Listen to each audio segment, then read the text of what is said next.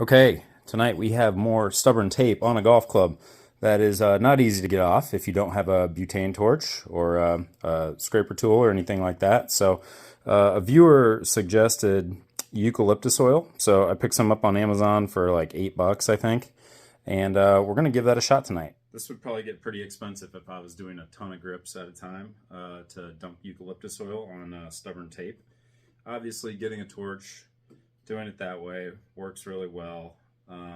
But the stuff is, it's tough to get off. So this has a pretty strong odor to it. This is actually used for like a diffuser, I think, or something like that. So let's just see how this goes.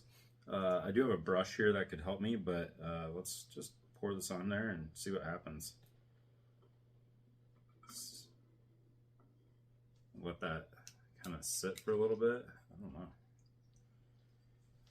Soak in eucalyptus oil, sit on the tape for a little bit, and I've been picking at it a little bit now and trying to get it off. And overall, I do think eucalyptus oil is useful in getting tape off, but you absolutely need one of those like half moon scraper looking tools.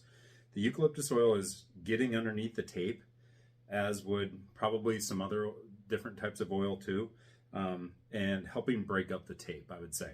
I don't have one of those half moon tools, so without one of those, I think this is still a tall task, especially for my fingers, just to peel this tape away.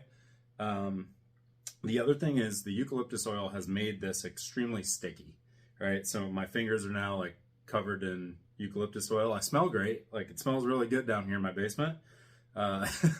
But overall, I do think the eucalyptus oil is a useful tool if you don't have a butane torch. But if you have one of those like half moon scraper tools, you can buy them for like $15.